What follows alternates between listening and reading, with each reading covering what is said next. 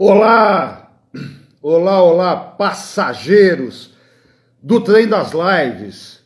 Tudo bem com você? Como é que foi tua semana? Hoje nós vamos falar de um assunto formidável. Ele se chama curiosidade. É a curiosidade que nos move, é a curiosidade que faz com que a gente progrida, é a curiosidade que faz com que o homem alcance muitas das suas conquistas. Nós vamos chamar hoje um dos maiores curiosos desse país, um jornalista encantador que dedicou uma vida aos esportes, dedicou uma vida ao sonho de uma editora e, principalmente, a matar a nossa curiosidade em vários pontos da nossa vida e do nosso desenvolvimento como seres humanos, desenvolvimento da ciência e assim por diante.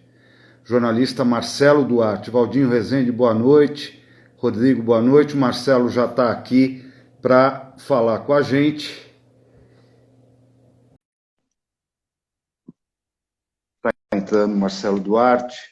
Muito obrigado por estarem aqui no Trem das Lives desse domingão. Fala, garoto! Tudo bem? Fez a barba querido, também, e você? hein? Fez a barba também, hein? Ah, tinha que... Deu tempo.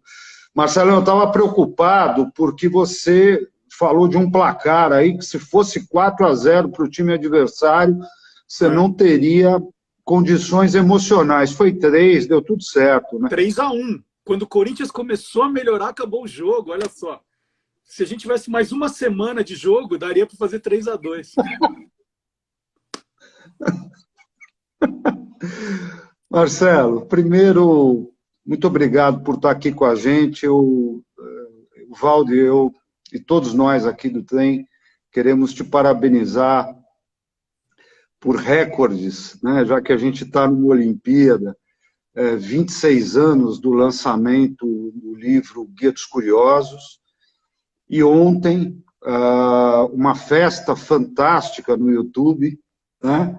Para comemorar 20 anos do programa. Primeiro Você é Curioso e agora Olá Curiosos. São 20 anos no ar. Parabéns. É muito difícil a gente ter essas marcas tão significativas, né? Ainda mais com essas mudanças na mídia. Deixa eu te fazer uma pergunta inicial. Como é que começou essa paixão pelo jornalismo? Isso é uma coisa de criança ainda. Na verdade, eu pensava assim, quando eu crescer, eu quero... Todas as crianças queriam ser jogadoras de futebol, né? Era uma fase ainda que ninguém sonhava em ser influenciador, nem funkeiro, era tudo jogador de futebol. Os meninos queriam ser jogadores de futebol. Eu sempre fui muito ruim nos esportes, né? No futebol era sempre o último a ser escolhido, ou me colocavam no gol, né? Eu tinha um trauma da aula de educação física enorme. E na minha cabeça, eu queria muito era viajar, né? E assim, eu estou falando da minha infância numa época em que viajar assim, para fora do país era para poucos, né? Você tinha que ser muito rico para viajar para fora. Quando alguém da sua família ia viajar, era um acontecimento. Eu lembro do meu avô nos anos 70, que ele foi para a Europa. Gente, foi a família toda no aeroporto. Assim, era um acontecimento. Então, eu falava assim, eu quero ser piloto de avião. Eu falava assim, eu quero ser piloto de avião para conhecer o mundo. E depois, né, à medida que eu fui ficando adolescente, eu gostava muito já de ler e escrever, o meu pai sempre colecionou cartões postais. E todo mundo que viajava mandava postal para o meu pai. E tinha uma prima dele, que era jornalista, que mandava uns cartões postais nos lugares maravilhosos, que eu não conhecia. Ela mandava cartão postal do Nepal, mandava cartão postal do Japão. O Japão eu conhecia, o Nepal não. Mas, e eu falava assim, gente, ela é jornalista e viaja o mundo todo.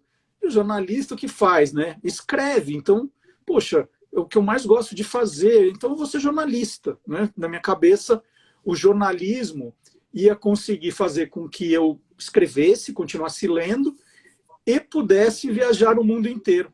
E, de fato, o jornalismo me possibilitou coisas espetaculares na vida. Eu viajei para mais de 30 países. Outro dia eu tinha conta, era um pouquinho mais de 30. Cobri grandes eventos, né? Então, assim, eu sou muito agradecido a tudo que o jornalismo me deu. E, assim, quando perguntam para mim o que eu seria se não fosse jornalista, a minha resposta é uma pessoa muito triste. Que legal. Escuta, me fala um pouco dos veículos pelos quais você passou, porque é uma carreira tão bonita. Fala um pouco disso para a gente. Assim, sem contar aquela parte de faculdade, que eu fazia fiz freela para um monte de lugarzinho, assim, quando você é estagiário. Em 1983, eu escrevi um conto sobre futebol e resolvi mandar para a revista Placar. Assim, eu tinha essa mania, Fernando, eu escrevia para os lugares e dava certo. Então, eu assistia TV Tutti Frutti na TV Bandeirantes, né? Aí eu falava assim, gente, eu vou escrever um roteiro para esse lugar. Eu escrevia e mandava. Aí eu pegava uns freelas, né? Me chamavam, vem trabalhar aqui com a gente. Eu era cara de pau, eu escrevia para todo mundo, né? Eu cheguei, tinha uma série na Globo, que era Mário Fofoca, eu tinha 18 anos, eu escrevi para um dos roteiristas, o Carlos Eduardo Novaes. Eu escrevi, né? Falei assim, eu escrevi um roteiro aqui do Mário Fofoca. Aí o Carlos Eduardo Novaes não só leu, como me respondeu, e eu tenho essa carta guardada, dizendo assim, gente, muito bom o teu texto, posso usar e assinar com o meu nome ao lado do seu? Eu falei, gente, vai ser demais. E aí tiraram o programa do ar 3 semanas depois, você acredita? Aí, então, assim, eu fazia isso, eu fiz com a revista Placar. E quando eu mandei o meu conto para lá, eles falaram assim, nós vamos publicar na edição de final de ano, né? Que ótimo, que bacana, tal. E eles falaram assim, olha, tem um editor aqui que vai tirar férias. Você toparia ficar 1 mês trabalhando na redação? Gente, era o meu sonho de vida. A revista Placar, eu fui alfabetizado com a revista Placar. Ali, com 9 anos, eu pegava a revista e ficava lendo aquilo o tempo todo. Aí eu fui para ficar 1 mês. Acabei ficando 5 anos. Né? Aí eu entrei como cobrir férias, depois eu fui contratado como... Aquele tempo não podia chamar estagiário. Eu fui contratado como assistente de redação, assistente de redação, que era um faz-tudo ali. Aí virei repórter especial, editor especial, redator-chefe, e aí eu saí da Placar. Eu fui contratado como redator-chefe da Playboy, eu fui o redator-chefe da Playboy mais jovem ali daquele tempo. Depois eu não sei se continuo com a marca ou não. Depois fui como editor da Veja São Paulo, fiquei 4 anos como editor da Veja São Paulo, e voltei para a revista Placar como diretor de redação, que era o único cargo que eu não tinha tido. Aí fiquei em 95, 96, 97, 98, e aí saí da Editora Abril, né? Foram 14 anos de Editora Abril. Aí eu montei a minha editora, a Editora Panda, nasce em 99, eu saí da Abril em novembro de 98, abro a minha editora, mas assim, eu não queria largar o jornalismo, né? Era uma coisa muito forte em mim. E aí, uma coisa vai puxando a outra, comecei a fazer rádio, comecei na Rádio Bandeirantes com um programa, fiquei 19 anos na Bandeirantes. Da Bandeirantes, a ESPN Brasil me chamou em 2002, também para fazer 1 mês, era para participar do programa durante 1 mês. Fiquei 12 anos lá. É meio perigoso me chamar para ficar 1 mês. E depois fiz 10 anos de Jornal da Tarde também, assinei uma página aos sábados durante 10 anos. E fora outras coisinhas, né, que eu fui fazendo ao longo do tempo. E agora, depois da pandemia, né, o Jornal da Tarde fechou, saí de lá, a ESPN mudou muito o conceito, e eu não continuei. e agora, na pandemia, a Bandeirantes não renovou os meus contratos. E aí chegou o grande momento de uma coisa que eu, embora tivesse sido pioneiro em alguns casos, de investir, que foi nas redes sociais, né? Eu tinha Facebook, eu tinha Instagram, mas eu nunca levei a sério como essas plataformas exigem para você crescer. E agora não, agora de um ano para cá, eu falei, não, eu vou tirar o atraso, vou fazer isso direito. Me fala uma coisa, quantas Copas do Mundo você foi cobrir ali? Eu fui, assim, em grandes eventos, eu fui a 4 Copas do Mundo, fui a 5 Olimpíadas e 2 Jogos Pan-Americanos.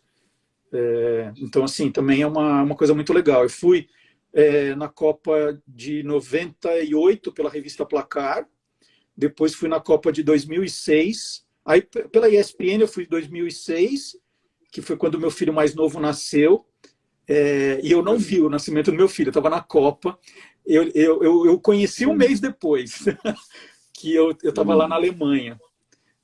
Depois eu fui em 2010, na África do Sul, que foi uma Copa espetacular para o meu trabalho. E no Brasil, em 2014, a curiosidade é que eu tinha fraturado um dedo do pé um pouquinho antes da Copa. Aí o médico falou, vamos operar. Eu falei, não vamos operar, não. Eu não vou perder essa Copa com um dedo. No pé tem 10, tem os outros 9.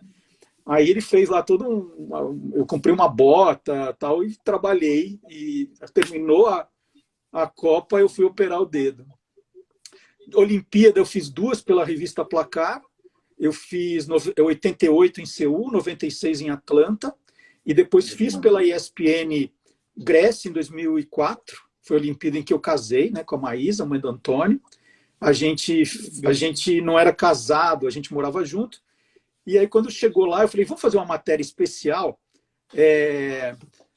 a gente faz o Casamento Grego 2.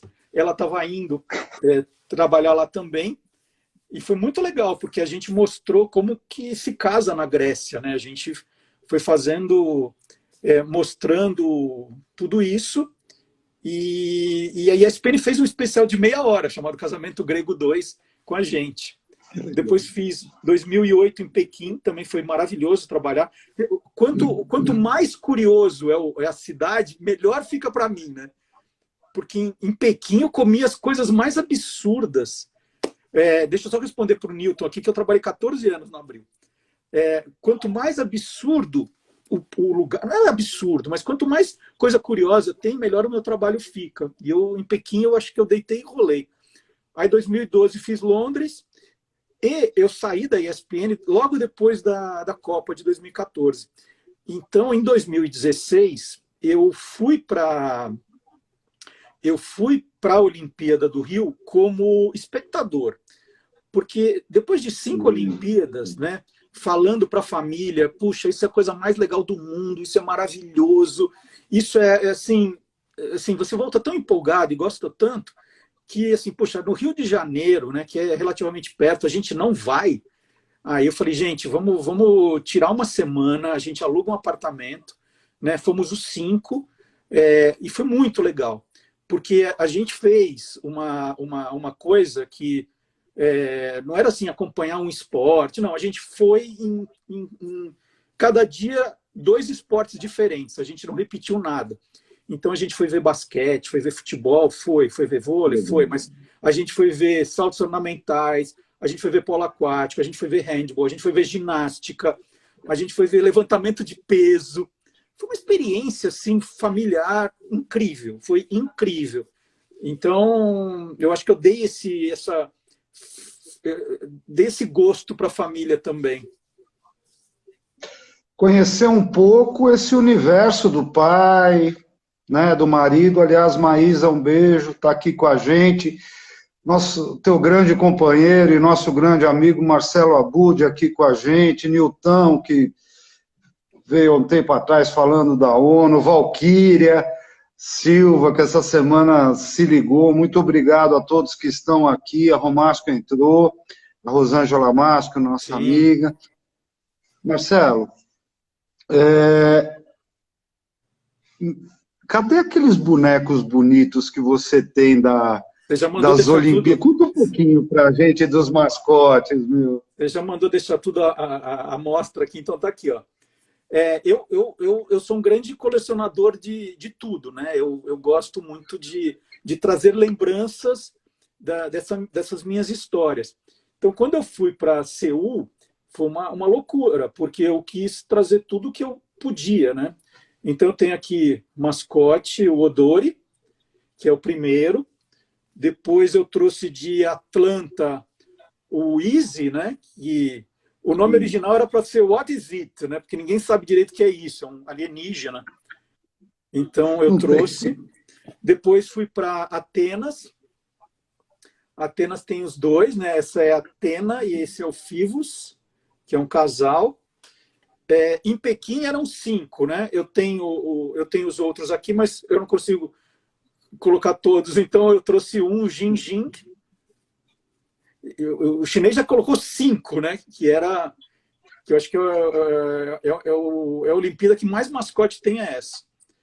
E eu tenho esse 2012, tá aqui, o Wenlock, que é uma gota de aço para representar a construção do Estádio Olímpico. E esses são 5 jogos que eu cobri. E tem, né, obviamente, o que a gente foi passear, o Vinícius, que é dos Jogos Olímpicos do Rio, e o Tom, que é da Paralimpíada. Então eu tenho guardado. Mas eu tenho muito mais coisa, né? As mascotes, eu tenho 2 caixas cheias que estão aqui. Eu tenho, por exemplo, a fita cassete com todas as músicas da cerimônia de abertura e encerramento da Olimpíada de Seul. Obviamente que depois de 33 anos, essa fita aqui já não serve só pelo enfeite, não faz nada, né? Eu tenho as minhas credenciais, né, de trabalho. Que legal, mano. Eu tenho... Deixa eu ver o que eu tenho mais. Eu tenho tanta coisa aqui que eu já nem... Aqui, ó. Não é isso que eu queria te mostrar. É que tem uma bagunça aqui que eu te falar. Aqui... Bom, também, né, meu? Aqui tem uma história engraçada. A cerimônia de abertura dos Jogos de Pequim, elas aconteceram no dia 8 de agosto de 2008. Né? O 8 é o número da sorte em Pequim, por isso 8 de agosto de 2008. E isso aqui foi engraçado, porque essa cerimônia terminou tarde da noite, né? Noite, sei lá, terminou mais de 10 horas, 11 horas. E no dia seguinte, no dia 9, eu fui, assim, a gente ia cobrir os eventos, então você acordava cedo já para pegar a Olimpíada. No dia 9, sei lá, saí 8 da manhã do prédio em que a gente estava hospedado, e todo lugar já estava à venda no dia 9, os DVDs com a festa de cerimônia que tinha sido há 8 horas antes, assim, é um negócio impressionante, né? Impressionante. Aí eu falei, nossa, isso aqui já... Olha aqui, ó, isso aqui é da cerimônia de abertura de Atlanta. Vou pôr bem pertinho aqui, de 96. Não fica... eu aqui tenho problema, eu tenho que tirar o óculos. Então, eu estou naquela idade que eu tenho que tirar... Maravilhoso. Em 96, os celulares não tinham ainda lanterninha para nos shows a gente ficar fazendo aquele pisca-pisca. Então, eles deram para todas as pessoas que estavam no estádio uma lanterninha para a gente fazer. E é lógico, eu guardei, né? Espera aí que tem mais coisa aqui. Que loucura! Tinha uma medalha aqui agora há pouco. Essa aqui, ó. Isso aqui, todos os jornalistas que participaram da Olimpíada ganharam uma medalha também. Então, essa aqui é a minha medalha de participação dos Jogos Olímpicos. Eu tenho a de 96 também, que estava até na casa do meu pai, eu trouxe para cá, mas essa eu não pus aqui dentro aqui ainda. Quer dizer que, pelo menos, os organizadores das Olimpíadas tratam bem os jornalistas, coisa que não anda acontecendo muito nesse país, né? Jornalista virou uma profissão de muito risco, né? Aliás, sobre isso, o antídoto, né? Cadê? Aqui. O antídoto é a gente combater as fake news. E tem esse livro aqui que eu gosto demais. Eu me orgulho muito de ter lançado esse livro em 2018, que foi o primeiro livro que falou de fake news para crianças, né? Porque eu acho que tem umas gerações aí que já estão perdidas. A gente tem que salvar as que vão vir. Então, eu escrevi em 2018 Esquadrão Curioso, Caçadores de Fake News, e é um projeto que me deu muita alegria.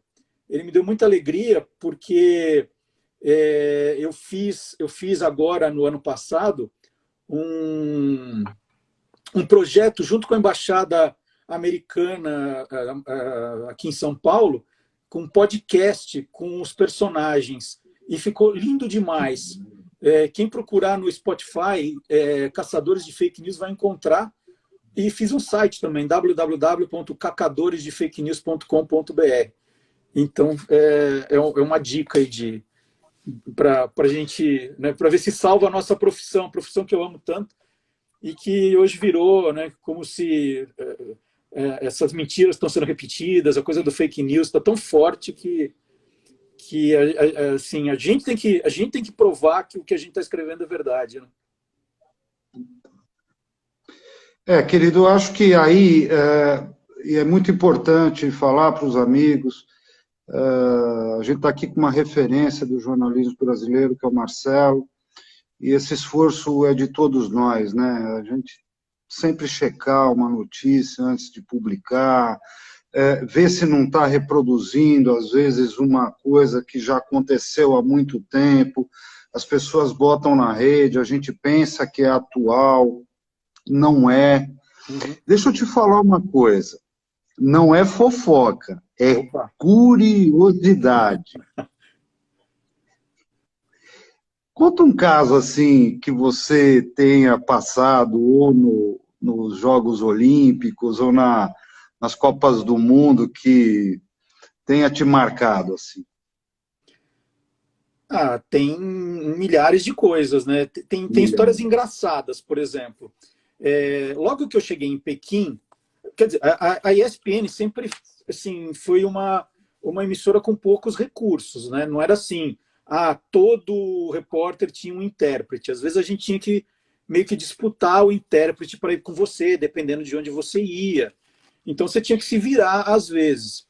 E logo que eu cheguei em Pequim, eu comprei esse livrinho aqui, ó, deixa eu deixar aqui, que era o Beijing Taxi Guide. Aí eu comprei esse livrinho porque eu descobri que ele trazia, né, o nome do lugar, o endereço e como se escrevia em chinês. Então, você ia pegar um táxi, um motorista, você abria, ó, em Esportes, por exemplo. Tá. Então, aqui, ó, Beijing Olympic Baseball Stadium, né? Se eu fosse cobrir o beisebol, eu podia chegar para o motorista de táxi, abrir o meu livrinho, apontar para ele o nome em chinês e ele me levaria lá sem nenhum problema. E esse livrinho foi sensacional, foi a melhor aquisição que eu já fiz, porque eu estava sem um intérprete, né? Eu tinha o endereço do hotel para voltar, mas eu precisava ir, então apontava, né? Eu aqui, onde é a prova de tiro, apontava e eu ia. Aí um belo dia, né? Eu não lembro exatamente por onde eu estava indo, mas eu cheguei aqui, por exemplo, motocross, eu apontei, o motorista de táxi fazia assim para mim com a cabeça e falava um negócio que eu não conseguia entender, né? E ele falava assim, eu assim mostrava e tentava fazer com gestos, tipo, eu quero ir, né? E apontava, e ele fazia não com a cabeça e falava um negócio que eu não conseguia entender e a gente não saía do lugar. Aí, para minha sorte, apareceu um voluntário, né, que eles ficam andando pela cidade, e aí eu mostrei, né, o que eu queria ir e tal, e ele pegou, leu e falou para o motorista aquilo, né? Aí o motorista fez, e, né, assim, o que está acontecendo aqui, né? Aí perguntei pro voluntário, gente, o que aconteceu, né? Por que ele falou que não quando eu pedi? Não, é que ele falou que não sabe ler. Então não adiantou nada, né? O motorista não sabia ler, então não adiantava mostrar. Mas olha só, eu consegui achar o motorista que não sabia ler ali. Puta, né? Ô, Marcelo, o Valdo perguntou aqui, comida mais estranha que você já provou? Bom, todas foram na China, né? Na China foi uma coisa muito curiosa, porque a coisa da comida lá é muito diferente. Eu estava fazendo uma série chamada Pequim de A a Z, né? Então, era cada dia eu pegava uma letra e fazia uma matéria. Já na letra B, né, a segunda matéria que eu fiz era burro, porque carne de burro é uma coisa que os chineses comem bastante. Aí eu fui num restaurante com carne de burro. E assim, era filé de burro, orelhinha de burro, era tudo, tudo, tudo. É, e deve ser um restaurante que faz muito sucesso, porque quando eu cheguei lá, era um restaurante para 900 pessoas. Imagina um restaurante para 900 pessoas, quanto burro não se come ali, né? E nessa Olimpíada, gente, eu fui provando umas coisas. Todo jornalista que foi para lá, do mundo inteiro, foi naquela ruazinha. Tem uma ruazinha assim, cheia de barraquinhas, aquelas comidas exóticas. E era muito engraçado, porque aquilo lá virou uma coisa totalmente turística. Você não via o chinês comendo olho de cabra, bicho da seda. Não, aquilo lá era uma coisa que o turista ia, né, que seria o que os chineses comiam há muito tempo atrás, blá, blá, blá. E assim, se o cinegrafista pegasse do outro lado, né, porque todo mundo fazia a feira assim, mas se virasse a câmera, era assim, KFC, McDonald's, Pizza Hut, né? Era assim, só fazer virada de câmera, assim, que é onde os chineses estavam. Então, era engraçado. E eu para me livrar dessa matéria, né, eu falei assim, gente, eu não sei se eu vou conseguir comer. Bicho da seda parece uma barata, né? Falei, acho que eu não sei se eu vou conseguir comer isso. Aí eu fui fazer uma matéria com quem estava fazendo matéria comendo. Você diz, eu vou mostrar os outros comendo e eu vou perguntar, o que você está achando? Aí um cara me serviu um escorpião. Eu fiquei sem graça, falei, tá bom, eu vou comer, vai, comi. Ok, o escorpião foi tranquilo. Depois eu comi uma estrela do mar. Estrela do mar tem gosto de areia. Eu parecia que eu estava comendo areia. O que mais que eu comi? Bom, nessa viagem. E aí, para não. Né, aí eu comi um negócio que chama ovo centenário, ovo podre, né, que é um ovo que eles enterram. E aí, em vez de ser branco, parece uma gelatina. Eu falo assim, gente, se eu não morrer comendo isso aqui, eu não morro mais. Então tinha umas coisas... Você não passou mal com essas comidas? Não passei mal com nenhuma. E ainda, a ESPN fez uma festa, quando acabou a Olimpíada, ela fez assim, aquele jantar de encerramento. E resolveram ir num restaurante muito típico, mas tão típico que ela parecia um jardim zoológico, que você escolhia a comida enquanto ela estava viva.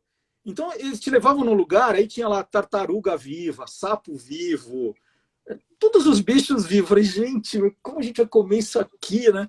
E aí você escolhia e eles levavam para preparar. Ainda bem que tinha aquele pato laqueado, que eu gostei muito, né?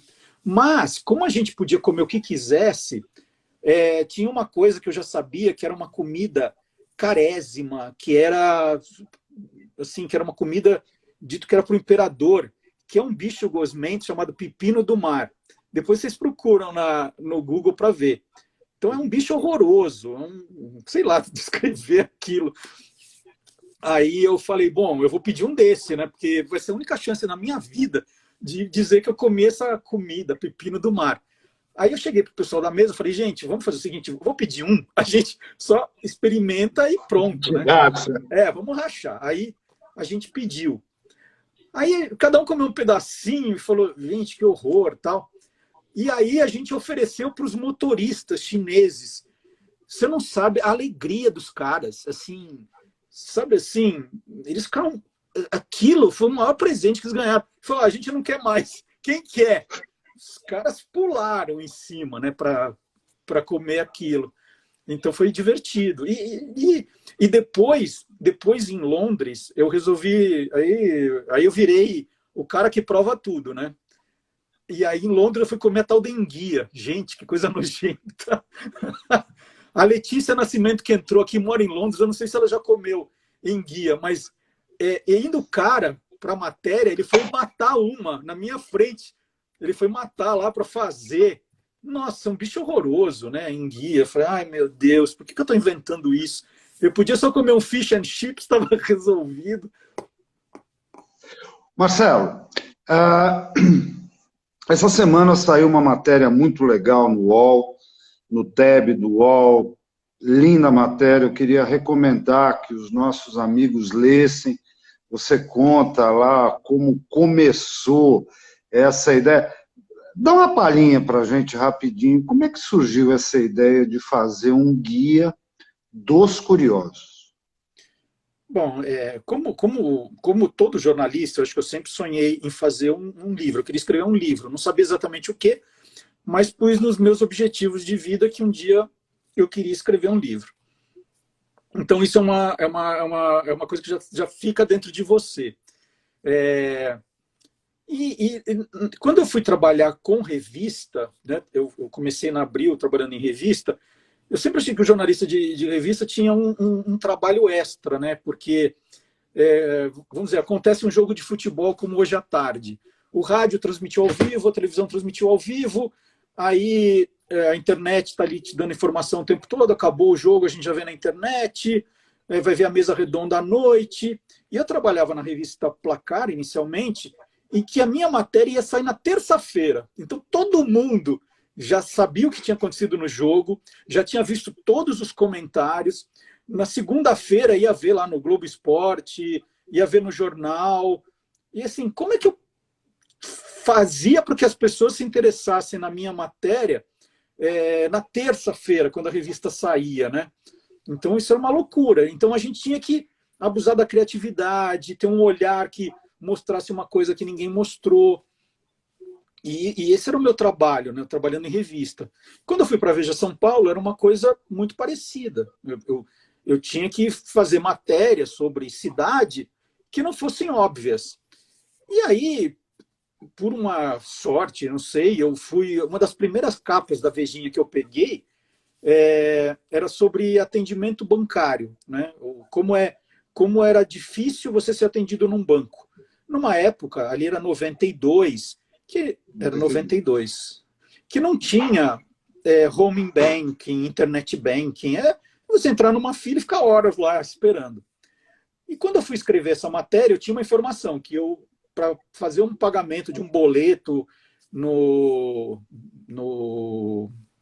Banespa, do centro da cidade, eu demorei 2 horas e 10 minutos para andar uma distância de 70 metros. E quando eu cheguei na redação, eu falei assim, poxa, eu vou comparar com algum bicho desses demorados para ver o que acontece. Aí eu comparei com uma tartaruga e com uma lesma, né, a velocidade. E eu sei que essa matéria ela foi muito elogiada ali na época na Veja, porque é isso que a gente quer, eles adoram essa coisa de comparação, bom humor, né, uma coisa diferente. Aí eu me entusiasmei, né? Pô, estou entrando numa revista dessa e as pessoas elogiam. Aí eu comecei a ficar de olho nisso, de comparar, de pegar números curiosos, de usar isso nas minhas reportagens. E eu peguei uma mania de toda essa informação meio curiosa que caía na minha mão, eu guardava. Eu tinha uma gaveta que eu guardava as informações. Falava, uma hora eu posso precisar disso, uma hora eu posso precisar daquilo. E aí eu ficava guardando. Eu via assim, esse número aqui, quantos litros de água tem uma piscina? Eu acho que eu vou guardar. Calorias, não sei o que, vou guardar. Aí tinha gente que já sabia que eu tinha e falava assim, Marcelo, me empresta aí, quantas calorias tem um bolo de chocolate? Peraí, eu tenho, tal, né? E começou as pessoas sabiam que eu estava usando. Aí eu colecionava curiosidades e fui fazer uma viagem para uma casa de uma tia no interior de São Paulo. E lá, por uma coincidência, eu vi na estante dela, eu estava até com alguns aqui no quarto, eu não estou, mas eu vi uma coleção de 9 volumes, capa dura, dos anos 60, que era Curiosidades. E aí eram livros ali que o cara contava, mas com muito texto, tal, curiosidades de história, de geografia, religião, sem uma ordem muito grande. E eu achei engraçado, porque ele ficava discutindo se um dia o homem chegaria na Lua ou não. Eu falei, tia, eu posso levar essa coleção para ler em casa? Eu adorei. Tal. Pode levar, ninguém lê isso aí mesmo. Aí trouxe, né? Ela me deu uma mochila, trouxe e fiquei lendo e deu um estalo, né? Falei, puxa, eu estou querendo fazer um livro, eu tenho curiosidades na gaveta, por que eu Começo. não faço uma versão atual disso? Aí eu pensei, bom, vou tentar uma editora, né? Eu tinha aquela mania de ficar mandando carta para todo mundo, falei, vou escrever para uma editora. Aí eu olhei na minha estante e falei assim, a maior parte dos meus livros são da Companhia das Letras, né? Os que eu mais gosto são da Companhia das Letras. Ah, vou começar na Companhia das Letras, eu vou mandar carta para lá. Aí eu fiz uma carta, aí perguntando assim para o Luiz Schwartz, o dono, falei, você sabe qual a velocidade de um espirro? Você sabe qual o tamanho de um pescoço de uma girafa? Sabe quantos degraus tinha a forca de Tiradentes? Falei, eu estava pensando em fazer um livro assim, se você quiser saber as respostas, vamos marcar uma conversa. E aí eu fui até a Companhia das Letras, ele me chamou, depois que recebeu a carta, aí eu fui, ele falou que toparia fazer, não me daria adiantamento nenhum, mas que publicaria o livro se eu fizesse. Aí ele perguntou, quanto tempo você acha que demora para fazer? Não tinha a menor ideia, falei, 1 ano. Aí eu fiz, né? Estava trabalhando na Vejinha e fui fazendo nos momentos de folga, assim. Cara, eu tenho aqui, queria mostrar para você, eu tenho os 2 primeiros, o Guia dos Curiosos, de 95, e tenho esse. De 96. De 96, que aí você está até aqui, 8 de julho de 96. Que legal. O primeiro eu estou curioso para saber onde é que está. Eu acho que alguém levou de brinde, não sei. Tem o teu autógrafo. Me diz uma coisa. O Diego Bertola, que está aqui com a gente, mandou um abraço para você, dizendo que ele é muito, muito fã do Guia dos Curiosos do Sexo. Quantos guias dos curiosos ao todo, Marcelo? Eu acabei de lançar, Fernando, o 10º livro da coleção, né? Você poderia mostrar para a gente? Aqui, ó, esse aqui é o irmão caçula, ele é o Guia dos Curiosos, e eu chamei de edição fora de série. E eu chamei de edição fora de série porque ele é justamente diferente de todos os outros. Os outros livros, eles têm aquela cara que eu acho que funcionou muito nos anos 1990 ali, que era assim, é preciso entender o contexto, né? Em 1995, quando eu lanço o Guia dos Curiosos, não havia o Google ainda. E eu queria fazer um livro. Vamos lembrar que teve uma época, gente, que não existia o Google. E quando eu pensei nesse livro, ele era para resolver aquelas perguntas que aparecem de repente e a gente não sabia onde perguntar. E isso veio de um almoço na casa dos meus pais, né, em família, que a gente estava falando sobre os 7 anões, né? Os 7 anões, tal. Quem lembra o nome dos 7 anões? Aí começam, o mestre, o Zangado, o Atim, né? Aí faltou um, né? E por algum motivo deu aquela pane em todo mundo e ninguém lembrava do Dengoso, ninguém lembrava. Aí, em 1993, 94, onde procurar o nome dos 7 anões? Onde? Não tinha na Barça, não tinha um lugar. Se você quisesse saber assim, os ganhadores do Oscar, né? Os 7 pecados capitais, os 10 mandamentos, os ganhadores da Fórmula 1. E aí que eu pensei assim, eu vou fazer um livro que é justamente para esses momentos em que você tem uma dúvida e não tem onde procurar, né? Esse era o conceito do Guia dos Curiosos. Então era um livro com muito mais listas, nomes, né? E aí o tempo passou, e fala assim, poxa, hoje não faz muito mais sentido fazer um livro daqueles, né? Porque tem muita informação que é muito mais rápido você procurar no Google, né? É muito mais. E hoje você tem um celular, você em qualquer momento, sabe? Nossa, hoje eu descubro qualquer coisa ali em fração de segundos. Agora, eu falei assim, tem muita curiosidade, tem muita coisa que talvez você não tenha pensado nisso para procurar. Porque o Google você tem que saber o que você está procurando. Então eu resolvi fazer um livro não mais para o curioso que hoje tem né, se são 25 anos, geralmente hoje já está na faixa dos 35, 40 anos quem leu o livro em 95.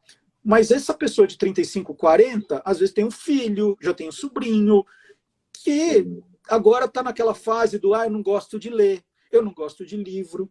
Fala assim, poxa, é o mesmo problema que tinha em 95. E o Guia dos Curiosos foi um livro que eu recebi muita mensagem dizendo: o seu livro me ajudou a gostar de ler, o seu livro me inspirou. Então, eu falei assim, eu vou fazer um livro não mais para aquele público que eu já tenho, mas para os filhos desses curiosos, para os sobrinhos desses curiosos.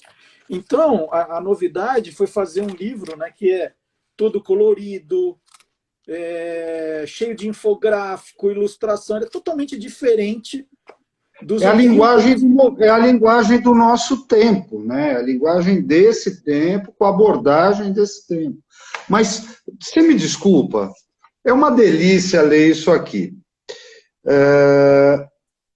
Maior número de participações em playoffs, 18. Karim Abdul-Jabbar, de 69 a 80. É uma delícia isso. Mas isso continua, né? Você vai pegar, se eu te mostrar, por exemplo, tem aqui esportes americanos, ó. Eu tô com a relação das camisas aposentadas da NBA, quem é o jogador que foi inspirado, o logo, quando quiseram fazer homenagem ao Kobe Bryant. Isso continua, mas eu não preciso mais colocar os campeões da NBA aqui. Essa diferença. Tem, né? Essa é a diferença. Então, é fora de série por causa disso. Ela é toda colorida pela primeira vez, ela tem essa cara mais moderna. E, assim, eu tenho um grande problema, né? O pessoal da editora brinca que eu não consigo terminar de fazer o livro. Eles falam assim, bom, Marcelo, vamos terminar? Eu falo, não, falta uma coisa, peraí, falta outra. E... Marcelo, o nosso querido amigo Thales Guaraci, quero mandar um beijão, já esteve aqui conosco. Ele tem uma pergunta. Thales, eu tenho uma pergunta para o Marcelo. Valeu a pena sair da Companhia das Letras e abrir a própria editora para autopublicar os livros, começando por toda a série do Guia dos Curiosos? Hoje eu posso dizer que sim. Eu acho que uma experiência muito bacana ter a minha própria editora. Agora, é preciso entender o histórico disso também, né? Porque eu jamais imaginei que eu ia virar empresário. Assim, não era um dos meus planos virar empresário. Mas quando eu saio da editora Abril, eu resolvo abrir uma editora para fazer revistas customizadas. Estava na moda. Então, era procurar empresas que quisessem fazer revistas, eu editar a revista, que era o que eu sabia fazer, e ganhar dinheiro com isso. Aí apareceu uma oportunidade, né? Assim, aí eu fui atrás de algumas empresas e não estava dando certo. Aí eu falei, eu procurava um, procurava outro, e não ia. Às vezes queriam uns contratos malucos, pagando pouco. Estava com uma certa dificuldade. Aí apareceu uma oportunidade na minha cabeça. Um belo dia eu estava num consultório médico e aí me deu um estalo, né? Falei assim, os médicos agora estão começando a se informatizar. Por que eu não crio uma revista para os médicos, né? E que eu vá buscar o dinheiro na indústria farmacêutica, né? Que sempre teve muito dinheiro. E aí, eu, na hora ali, pensei, MedWeb, né? Achei o nome bonito, tal, vi que não tinha nada parecido. Falei, eu vou fazer uma revista de informática para médicos. Então, eu criei a editora, era a editora Panda, não era Panda Books ainda, era a editora Panda, para começar a fazer essa revista. Então, essa era a ideia. E vou te dizer que ela foi relativamente bem no começo, porque estava todo mundo falando de internet, os médicos estavam comprando computador, as indústrias farmacêuticas estavam criando sites. Então, assim, aquelas revistas com listas de sites estavam fazendo sucesso. Então, eu falei, vou fazer. E começou a dar certo. E, paralelamente, como eu tinha bastante tempo ocioso, eu comecei a pensar em outros livros que não eram exatamente mais da série O Guia dos Curiosos. Então, eu escrevi um livro chamado Endereços Curiosos de São Paulo, que é um guiazinho que eu amo, assim, que eu lancei já há bastante tempo. Aí eu ofereci na Companhia das Letras. A Companhia das Letras chegou e falou assim, ah, não, Marcelo, a gente quer só o Guia dos Curiosos, esse aí não. Oferece para outra pessoa, né? Eu falei, tá.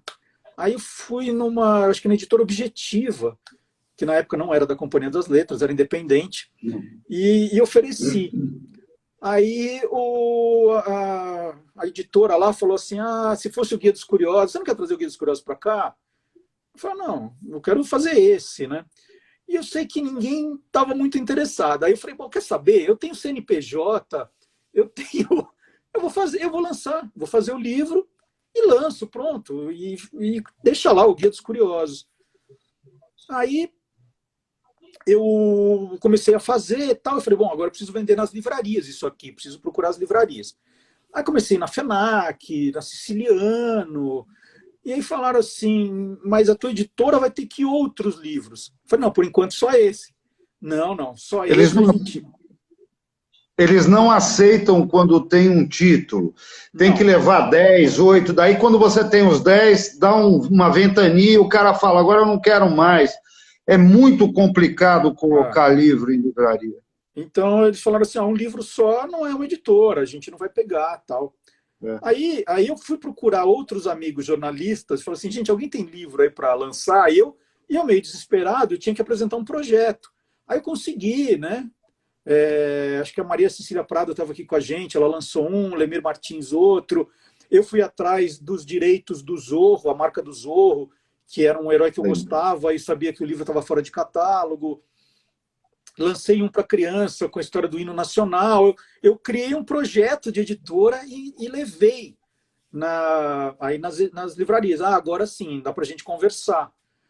Só que eu não tinha segurança se isso ia dar certo ou não, porque eu não estava planejando ser dono de uma editora, eu queria resolver um problema.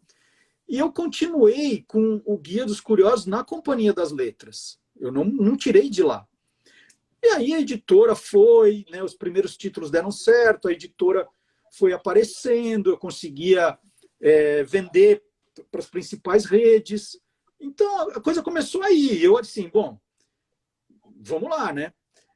Aí eu fui sentindo. E quando eu tive a certeza de que a editora existia, que a gente conseguiria distribuir o livro como a Companhia das Letras fazia, né, resguardadas as proporções, eles são muito mais fortes, mas de alguma forma o título já era conhecido das livrarias e eu já estava dentro das livrarias, eu já entregava na Siciliano, na Saraiva, na Cultura, na Livraria da Vila.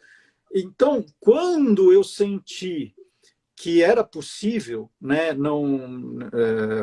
continuar com isso, eu falei, agora eu tenho segurança. Fui conversar na Companhia das Letras e disse assim, olha, eu só estou avisando que eu não vou renovar os meus contratos. Quando eles terminarem, né, eu trago de volta. Então, isso foi um processo legal, porque eles foram vindo aos poucos, para me dar tempo de reeditar, né, se viessem todos ao mesmo tempo, eu ia ter um problema. Mas nisso a companhia foi... Claro. Posso só falar uma coisa? Reeditar um negócio desse, tem que ver... Não, eu fiquei pensando isso, eu só falei, mas espera aí. Para eu reeditar, eu tenho que ver tudo. E não só ver tudo. Ele foi reeditado com novas ilustrações, com novo projeto gráfico, com atualizações. Então, assim, se viesse todos ao mesmo tempo, eu não ia conseguir. Eu falo assim, bom, fazer um de cada vez, mas eles vinham, assim, um ano vinha um ano vinha outro. Então, assim, como os contratos eles estavam vencendo aos poucos, então foi perfeito. A companhia continuava fazendo, continuava vendendo, e eu ia trazendo. Acabou o contrato do Guia dos Curiosos Esportes. Aí eu fazia esqueci o nome. O distrato, fazia a revisão. Não, fazia o distrato primeiro, Aí O distrato trazia do contrato, tá? revisão, mandava para o projeto gráfico, as novas ilustrações, né? Aí lançava. Aí fazia o distrato de outro, um ano depois. E aí deu certinho, né? Foi um negócio que para mim foi espetacular. Esse processo, você me desculpa, eu vou ter que falar uma coisa. O livro, no Brasil, não é só um problema da editora se sustentar, porque é complicado demais, né? É toda essa burocracia, entendeu? São as questões comerciais que muitas vezes impedem boas editoras de lançar. Você pega os dados aí, nós temos um número de títulos importante nesse país, mas a venda de determinados títulos muito pequena. Você conseguiu vencer isso na época do papel. Hoje fica um pouco melhor com a questão do eletrônico, dos livros, porque a livraria não precisa ter um estoque de livro eletrônico e tal, você vai baixando conforme a necessidade das pessoas comprarem. E eu quero dizer uma segunda coisa, amigos. Olha a batalha do Marcelo sendo um cara importante, um cara que todo mundo conhecia, e mesmo assim a gente toma não, né, um atrás do outro. Então, quem está do outro lado, da questão do livro, não entende isso, como nós que estamos do outro lado de tantas outras questões, não entendemos. Curiosidade, por que Panda Books? Por que Panda? É o seguinte, eu amo o nome Penguin Books. Amo, amo. Eu acho assim que é o nome mais legal de editora e é a logomarca mais bonita que tem. Eu tinha até na minha estante, quando eu nem pensava em ter livros, eu comprei numa viagem um carrinho da Penguin Books, como se fosse um carrinho de entrega de livros. E esse carrinho sumiu, por algum motivo, em alguma mudança, alguma coisa sumiu. Mas era um carrinho que eu amava, né? Era uma caminhonete assim, antiga, com o logo da Penguin Books. E na hora de criar um nome para uma editora, se fala assim, puxa, né? Eu gosto de Penguin Books, eu vou fazer nome de bicho. Então, a primeira coisa, assim, eu vou fazer o nome de um bicho. Aí eu fiz uma lista de nomes de bichos, né? Aí colocava lá águia, besouro, carneiro, ornitorrinco, né? Aí uma hora veio panda, né? Veio panda. Falei, gente, que nome legal, né? Porque em inglês é panda, em espanhol é panda.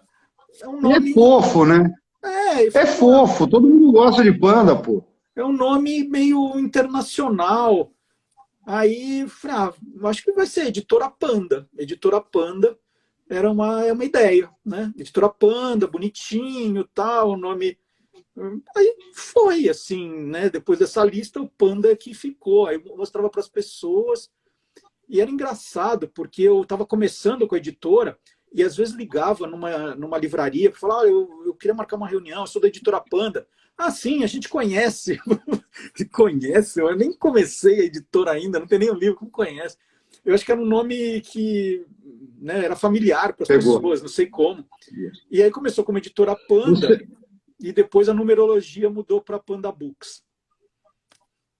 Escuta, você lançou o Books Club. Explica um pouquinho para a gente. Então, em 2000 e... Peraí que a pandemia foi 2020, né? 2019... em 2019, isso, 2019 a gente queria entrar no mercado de clubes de leitura, né? E aí, conversando com um amigo que é empreendedor, um cara espetacular, a gente estava num almoço e ele falou assim, você tem que fazer um clube de leitura, tal. Eu falei, puxa, mas todo mundo já fez. Aí ele falou, olha, mas tem um modelo que ninguém fez ainda, né? Aí ele me falou que em vez da editora ser dona do clube, a gente deveria pegar pessoas que fossem os donos e a gente administraria isso. né? E aí, na hora, quando ele falou, eu falei assim, então não é um clube de leitura, é um fã-clube de leitura, né? E aí eu curti isso. E aí a gente pensou em pegar pessoas ligadas a livro, né? Aquelas pessoas falam, não, essa pessoa, você não tem dúvida que é leitora, né? Isso era importante, a pessoa tinha que ter cara de leitora. Às vezes a gente ficava olhando, falava assim, esse cara nunca postou nada sobre livro, quem vai acreditar, né? Então a gente foi atrás de pessoas que eram leitoras, achamos 18 pessoas e para criar os fã-clubes de leitura, né? E pessoas que tivessem, né, uma pessoa falando de livros de meditação, outro de empreendimento, de empreendedorismo. A gente foi achando pessoas diferentes. E como a gente tinha uma mascote, a gente tinha criado um pandinha que chama Books, né, que é o nosso panda leitor. Falava, vamos colocar o nome dele, Books Club, né, que era o nosso pandinha. E a gente lançou. Eu sou ruim de datas, mas a gente lançou, acho que em setembro de 2019.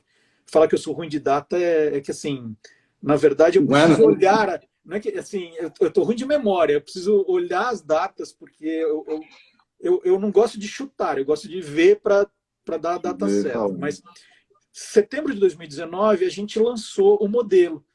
E era um negócio que dava um prazer enorme, porque os donos dos clubes, né, eles curtiam muito, era um produto muito bacana, vinha o livro, vinha uma revistinha, uns brindes, como esses clubes de leitura.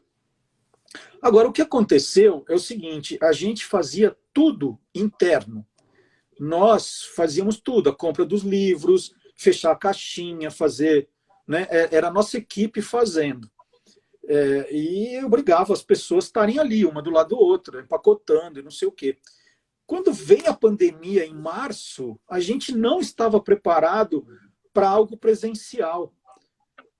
Aí foi uma coisa que a gente tinha que tomar uma decisão, né? O que a gente faz?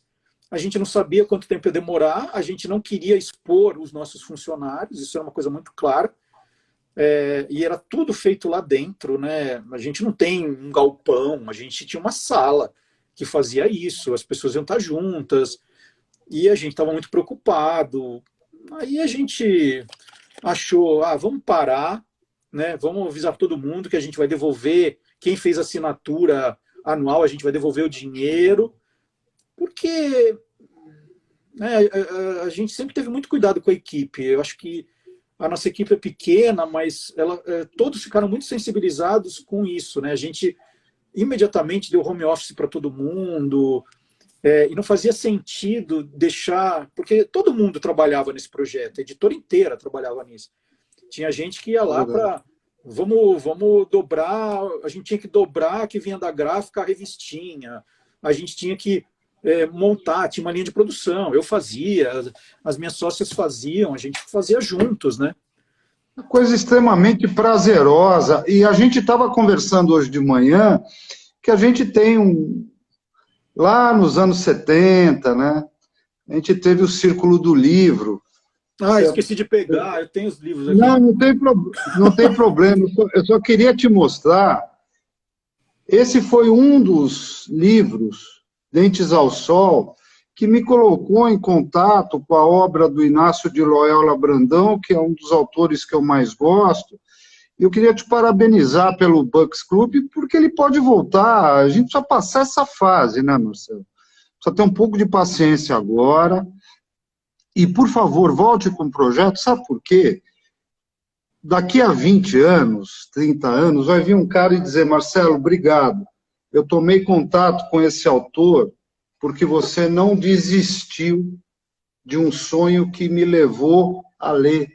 Isso é muito importante, nós estamos precisando de leitores. O trem está quase no fim, mas eu queria dizer um negócio para você.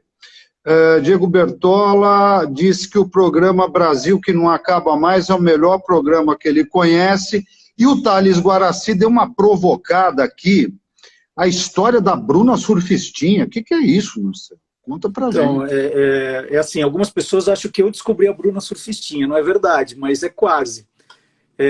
A Panda em 2005, né, eu acho que ela estourou assim, como editora, ela passou a ser conhecida como editora por causa do livro Doce Veneno do Escorpião, que foi um livro que virou filme, depois virou série, que está passando até hoje na Fox, né? Que mudou de nome agora também. E assim, foi um livro que foi um pouco divisor de águas assim, na história da editora, né? E é um livro que começa, na verdade, com uma reportagem que eu li do Pedro Doria, né? O Pedro Doria fez um perfil com a Bruna Surfistinha, acho que ele é o cara que descobriu a Bruna Surfistinha, e aquilo chamou a minha atenção. E depois, né, eu sempre fui muito ligado em jornalismo de revista.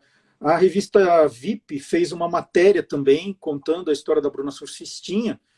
E quando eu me vi, né, eu estava acompanhando o blog dela. Todo dia eu ia lá ler como se fosse o próximo capítulo. E aí eu falei assim, poxa, se esse blog me faz vir toda semana aqui, essa história pode render um livro, né? E aí eu escrevi para ela, né, para Raquel, a Bruna, tentando marcar uma reunião, e demorou muito para ela acreditar que era verdade, porque ela escrevia no blog, estou fazendo um livro, vou fazer um livro sobre isso. Ela já estava dando sinais de que ia fazer o livro. E aí, depois de muito custo, ela assim, aceitou conversar, e ela marcou uma reunião para o Franz Café na frente do flat dela, tipo uma terça-feira, 9 da manhã. Eu falei, imagina que ela vai estar às 9 da manhã lá, né? Muito cedo. Mas fui, ela foi, e aí a gente falou do livro. Ela falou, olha, na verdade eu escrevo que estou fazendo um livro, mas não estou fazendo. E aí a gente falou, bom, a gente pode colocar alguém para trabalhar junto com você e tal. E a coisa foi. E o mais curioso é que, assim, quando o livro ficou pronto, né, quando a gente falou assim, agora o livro está pronto, ela me ligou para dizer, olha, tem uma coisa. E essa é a parte mais engraçada, porque o livro estava pronto, a gente, né, o diário de Bruna Surfistinha, todo mundo comentando, ela aparecia no jornal o tempo todo. Ela falou, mas é o seguinte, eu me apaixonei por um cliente e eu resolvi parar de me prostituir. A gente falou, ixi, e agora, né? Ninguém mais vai querer... Justamente agora, Bruna? Caramba, continua um pouco, né? Ninguém mais vai querer esse livro, né? Porque era uma história que ela estava se vendendo como a garota de programa que estava ranqueando os clientes, né? Era uma loucura. Aí a gente falou, bom, agora o livro está pronto, vamos mexer no final, contar que ela se apaixonou, agora é uma história com começo, meio e fim, porque antes era uma história que continuava, e ali passou a ser uma história que parava, né? E aí, no final das contas, aquilo foi muito bom, porque era uma história com um final feliz, era uma história que era a garota que tem um problema com a família, aí ela se prostitui, passa pelas piores situações que pode parecer, outras não, e aí ela se apaixona e vai viver feliz para sempre com um namorado, um ex-cliente. E quando a gente viu, esse livro passou a ser um livro de adolescentes, né? Era uma biografia que os adolescentes amaram. E quantos exemplares vendidos até hoje? Eu acho que uns 250 mil, eu acho que alguma coisa assim. Bastante livro. E depois a gente lançou 2 continuações, né, que não foram tão bem, porque aí que tá, né? O Doce Veneno do Escorpião era um livro que adolescentes curtiram e era uma história. Por mais sexo que tivesse, né, situações de sexo, era uma história. Brigou com os pais, fugiu de casa, né?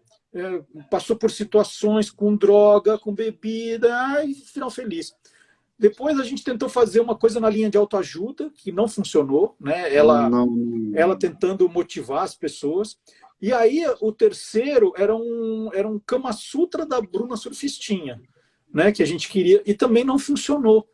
E aí que tá, né? As pessoas queriam ler a história dela.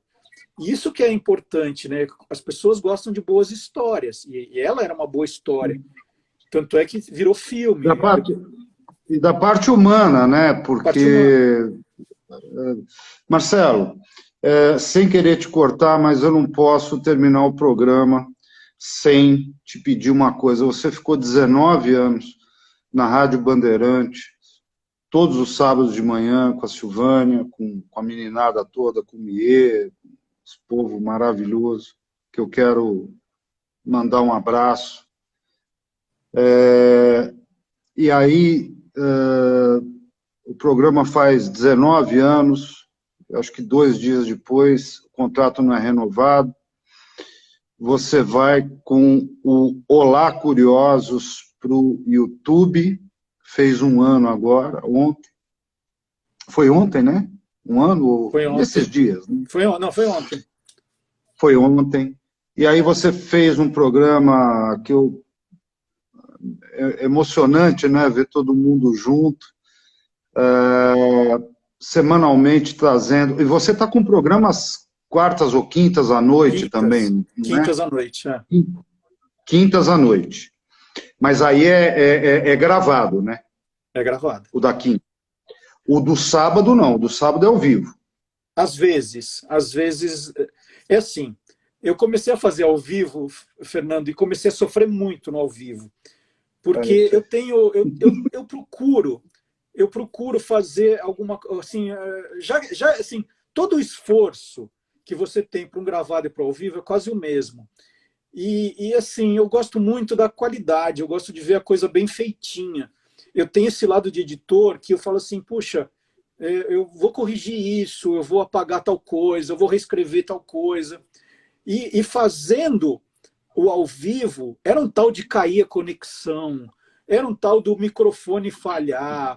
E assim, o resultado, assim, era bacana, era. Mas assim, eu ia ver depois, eu falava assim, gente, não dá para escutar o que a pessoa está falando. Aí o microfone... Teve um dia que eu estava entrevistando o Ricardo Corte Real, e era uma coisa louca, porque eu não conseguia ouvir o que ele respondia. Aí, como a gente já tinha meio que combinado o que eu ia perguntar, tal, eu tinha ideia do que era, mas eu não estava ouvindo ele. A gente estava fazendo, estavam me dizendo que dava para ouvir, e eu não ouvia. Era algum problema comigo. Aí eu falei, não. Eu vou falar assim, gente, eu vou pedir desculpa para vocês, né? Porque as pessoas gostam de ao vivo, porque a gente vai falando o nome. Heloísa Galli, tudo bom? Que saudade de você, né? A Elo estudou comigo. As pessoas gostam disso. Mas eu gosto da coisa bonitinha, porque, assim, eu pegava uma entrevista que eu pego uma entrevista que eu faço, e às vezes dá sei lá, um picote de som e tal, e a gente consegue arrumar, né? Assim, a gente faz um trabalho mais bem feitinho. Então eu comecei a fazer gravado. E às vezes, né, quando são datas comemorativas, para interagir com o público, eu faço ao vivo. Ontem foi ao vivo. Agora, é assim, eu vou te dizer, no dia 1º de agosto de 2020, ontem, eu senti 2 emoções muito grandes. Né? Mesmo já 2021. 2021. Não, 1º de agosto de 2020 ontem. 1º de agosto foi quando eu estreiei o programa e ontem quando a gente fez 1 ano. Eu tive 2 emoções muito, muito grandes. Né? É uma coisa assim, que você fala assim, poxa, eu já estou com 34 anos de carreira, 34 anos, não, mas 37 anos de carreira, e tem coisas que ainda, né, tem uma coisa que é forte, porque foi isso, né? O programa comemorou 19 anos num sábado, aí na segunda-feira eu recebo uma ligação dizendo, olha, nós não vamos renovar o seu contrato porque a gente quer alguma coisa mais comercial no teu horário, né? E aí iam trazer a Kátia Fonseca para atrair o Merchan ali, né? Tudo bem. Eu recebi numa boa, né? Porque eu já estava sentindo uma movimentação para isso. Então, assim, na boa, eu trabalhei 19 anos, eu não tenho nada para falar da Bandeirantes, fui tratado muito bem. Não. Né? Então, assim, não queremos mais porque a gente quer mais dinheiro, o teu programa não tem patrocínio e a mulher vai trazer patrocínio. Falou assim, ela nem vai receber salário, ela vai ganhar uma comissão. Eu falei, tudo bem, não precisa me explicar isso. Eu não tenho problema nenhum. E assim, assim, eu acho que eu sou uma pessoa de sorte, muita sorte. Eu trabalho pra caramba, mas eu conto com a sorte em muitas ocasiões. Um pouco antes de acontecer isso, nós, os colaboradores, Marcelo Abud, Antônio Mier, o Abud vai falar disso. A gente, com essa coisa da pandemia, todo mundo está fazendo live, encontros virtuais. E nosso grupo, a gente estava pensando, falou assim, gente, para a gente se divertir, a gente podia criar também uma live nossa, né? Para a gente ficar falando, sem tema, sem nada. A gente estava falando de fazer isso na brincadeira. Então, assim, o Antônio Mira já estava fazendo uma vinhetinha, eu já tinha pensado no nome, sabe, umas coisas que...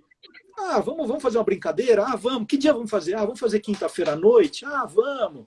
Aí a gente já chama o programa do rádio. Bacana. Como vai chamar o programa?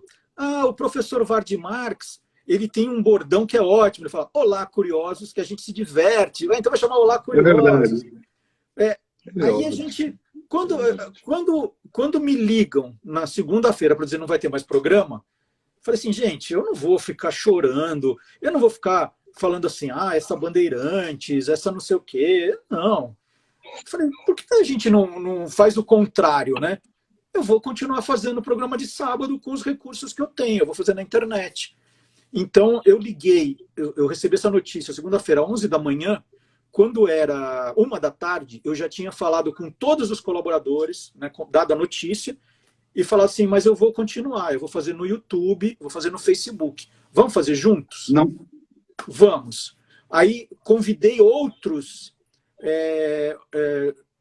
pessoas que queriam ser colunistas do programa, e a gente não tinha espaço, né? O professor Dionísio da Silva, que é um cara genial, o professor Fábio Dias, que é o cara que mais entende de jingles, né?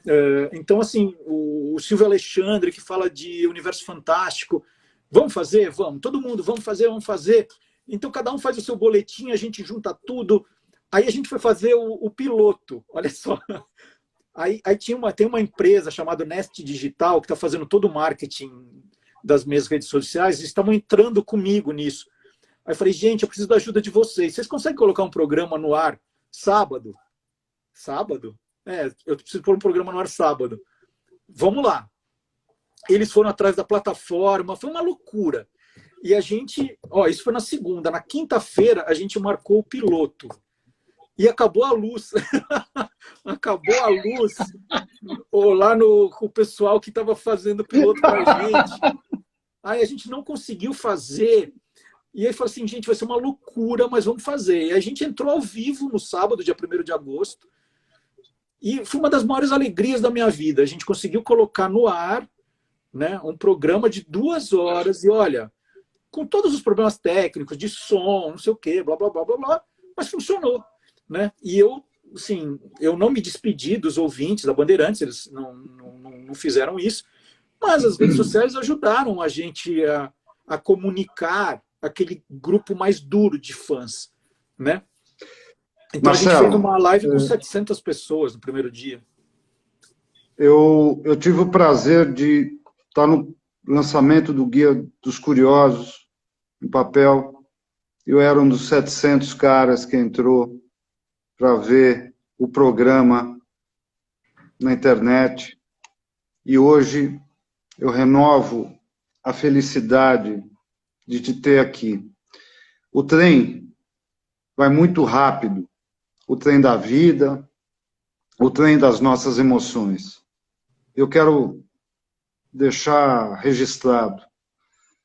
Você foi um estudante que todos os dias estava com um livro debaixo do braço, que lia, anotava. Você sempre foi um curioso. Hoje de manhã, conversando, 4.000 livros em casa, sei lá quantas outras coisas que tem espalhadas por aí. O trem das lives, ele bate nisso. A gente luta pela cultura, pela comunicação, e a gente quer trazer sempre histórias como a tua. As histórias inspiradoras não são aquelas que estão nos livros, desculpe, espalhados por aí, dizendo eu fiz 3 coisas na vida e deu certo. As histórias inspiradoras são aquelas de um cara que acordou hoje 15 para 5 da manhã, fez supermercado, segundo você, voltou, fez um teste de vídeo, postou na internet, acompanhou a Olimpíada, fez um almoço muito gostoso, me mandou uma foto. Eu fiquei muito à vontade. Modéstia à parte, o meu estrogonofe hoje estava demais. E que todos os dias trabalha. Todo santo dia. Não é sorte. É talento, inteligência, trabalho e ousadia. Marcelo Duarte, você matou um pouco da minha curiosidade e da nossa.